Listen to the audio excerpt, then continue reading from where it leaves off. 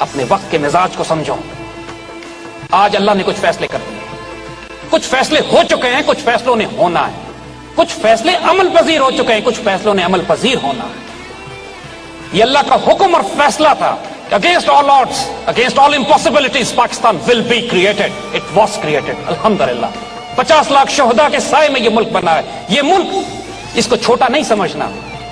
یہ پوری 1400 سال کی امت کی تاریخ کا سایہ ہے اس کے اوپر. یہ پاک سرزمین, یہ کشور حسین, یہ سب ہلالی پرچم, یہ پرچم ستارہ و ہلال, رہبر ترقی و کمال. یہ ترجمان ماضی بھی ہے, شان حال, اور جان استقبال بھی ہے, اور اس پر سایہ خدا ذوالجلال بھی ہے. مایوس مت ہونا کبھی. بات ذہن میں رکھو بچوں, اللہ کے فضل سے تمہیں بتائیں اس پاکستان کا پوٹینشل کیا ہے. ہمیں آج کہا جاتا ہے کہ اس پاکستان میں ہے کیا, یہ پاکستان رہے گا یا نہیں رہے گا, یہ پاکستان کیوں بنایا ہم نے. آئے آپ کو بتائیں اس پاکستان کا رول, اب تک ہم کیا رول ادا کر چکے ہیں. آج اگر پوری مشرق اور مغرب میں مسلمانوں کی آبرو کی حفاظت کسی حد تک اگر کی جا رہی ہے تو آپ کے اس پاکستان کی وجہ سے. آپ کے دشمن آپ کو زیادہ اچھی طرح جانتے ہیں. نوٹ نہیں کرتے میرے بچوں, اللہ کے فضل سے ہم نے جس فیلڈ میں ہاتھ رکھا ہے اس کی عروج پر پہنچے ہیں.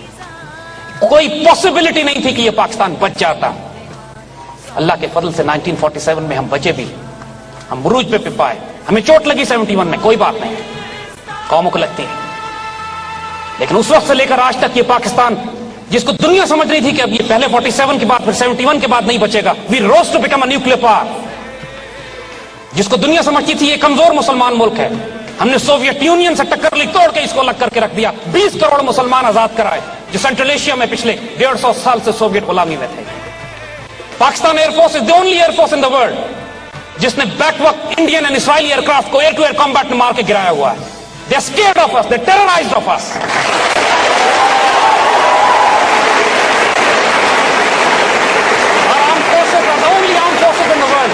جو پوری مسلمان دنیا کی فورسز کو ہم تربیت دیتے ہیں اور ٹرین کرتے ہیں.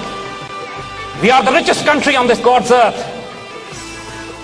We have the biggest human resource potential. We are the most brilliant civilization and most educated people in the Muslim world with us.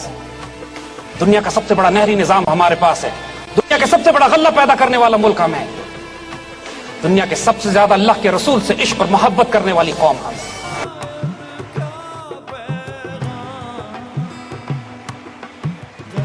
آپ خوش نصیب ہو کہ now the responsibility has been thrown at you. اب کون اس کو ضائع کرتا ہے, کون خوش نصیب ہوتا ہے, یہ اپنے اپنے نصیب ہیں. اگر آج پاکستان بیچ میں سے آپ نکال دیں, اللہ نہ کرے, تو پھر پورے خطے میں, ایشیا میں کوئی اور چھوٹا ملک بھی نہیں بچے گا. نہ بھوٹان بچے گا, نہ نیپال بچے گا, نہ بنگلہ دیش بچے گا, نہ سری لنکا بچے گا. It is Pakistan which is holding this entire region together. آپ دیکھتے نہیں ہیں what kind of amazing nation we are. جب پورے ملک پہ سوسائڈ بامبنگز ہو رہی تھی, پورا ملک ڈپریشن اور مایوسی کا شکار تھا, اللہ کی طرف سے ایک حیرت انگیز سائن آتا ہے, out of nowhere we became the T20 world champion.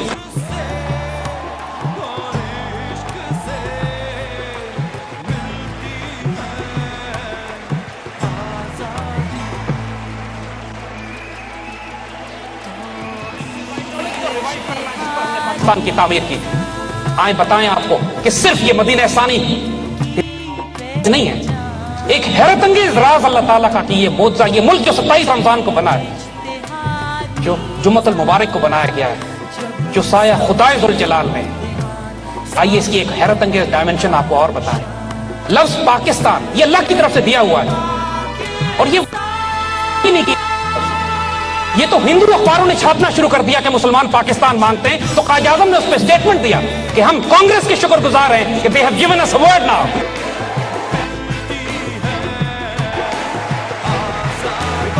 This word had to come for a reason. I'll tell you the reason now. ہم پھر یہ کہیں گے, ذرا دل تھام کے سنیے گا. Word Pakistan consists of 2 words, Persian words. Pakistan کا تو قومی ترانہ بھی فارسی میں ہے. پاکستان, پاک and استان.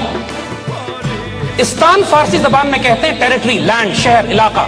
Turkmenistan, Afghanistan, Tajikistan, Uzbekistan, Kazakhstan, جہاں پہ قازق، ازبک، تارک، ترکمان، افغان رہتے ہیں. استان، عربی میں استان کے لیے جو لفظ استعمال ہوتا ہے از مدینہ، city.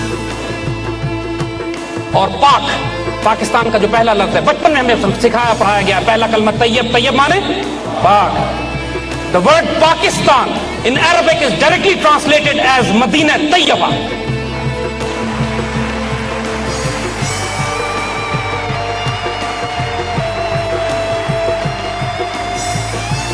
My dear children, realize the enormity of the task that has been given to you. Realize the time in which you have been born. اب ہم آپ کو وہی بات دوبارہ رپیٹ کرتے ہیں. خوش نصیب ہو کے اس دور میں پیدا ہوئے. خوش نصیب ہو کہ اللہ تعالیٰ نے اپنی تقدیر اب تمہارے حوالے کرنی. تمہاری تدبیر اس کی تقدیر بنے گی. تمہاری رضا سے وہ لکھے گا کہ کیا کرنا چاہتے ہیں. لیکن شرط اس کی ایک دے دی ہے اس نے کہ محمد سے وفا تمہیں تب دے رہے. حضور صلی اللہ علیہ وسلم سے خیانت نہیں کرنا. Do not betray your Rasulullah. On the day of judgment, you should not be ashamed in front of him. A task was given to you. You abandoned it. علامہ اقبال ختم ہے معاملہ عشق رسول کا ان پر. یہ سب کچھ کر کے he sacrificed everything he had and still ایک شعر جب وہ اپنا کہتے ہیں جس کے اوپر امت مسلمہ کی تاریخ میں ایسا کوئی شعر نہیں کہا گیا کہ جب آخر میں حضور صلی اللہ علیہ وسلم کو مخاطب کر کے فرماتے ہیں وہ جو سب کچھ کر چکا ہے اس کا حال دیکھیے کیا ہے.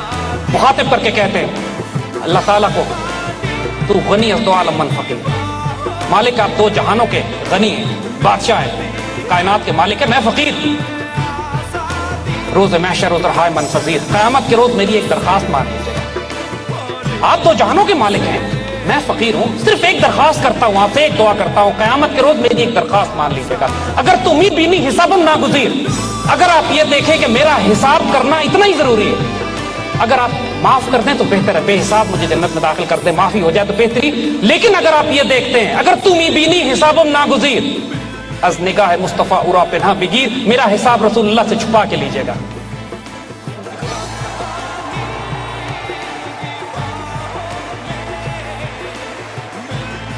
یہ عشق، یہ جنون، یہ فیکٹر کہ اللہ کے رسول کے آگے کل میں رسوا نہ ہو جاؤں. دس ڈروو اقبال، دس ڈروو قائد اعظم. آئیں آج ہم آپ کو ایک واقعہ اور سنتے ہیں. قائد اعظم کی نماز جنازہ علامہ شبیر احمد عثمانی نے پڑھائی تھی. اور شبیر احمد عثمانی بہت بڑے عالم دین، اسکالر، اور بڑے بڑے اسکالر اس زمانے کے قائد اعظم کے مخالف تھے. لیکن قائد اعظم کی نماز جنازہ علامہ شبیر احمد عثمانی نے پڑھائی. اور جن صاحب نے ان سے براہ راست یہ بات سنی ہے ہم نے ان سے سنی، اور ہم نے ویڈیو ریکارڈ بھی کر لی ہے آنے والی نسلوں کے لیے. شبیر احمد عثمانی سے سوال کیا گیا کہ آپ نے قائد اعظم کی نماز جنازہ کیوں پڑھائی؟ تو وہیں جنازے پر کھڑے ہو کر وہ خطاب کرتے ہیں اور واضح کرتے ہیں پوری قوم کو اور آنے والی نسلوں کے لیے کہ قائد اعظم کا جب انتقال ہوا تو رات میں نے خواب میں رسول اللہ صلی اللہ علیہ وسلم کی زیارت کی، اور رسول اللہ صلی اللہ علیہ وسلم کے ساتھ قائد اعظم کھڑے ہوئے تھے، اور رسول اللہ ان کے کندھے پہ ہاتھ رکھ کر مجھے مخاطب کرتے ہیں اور ان کی طرف اشارہ کر کے کہتے ہیں یہ میرا مجاہد ہے.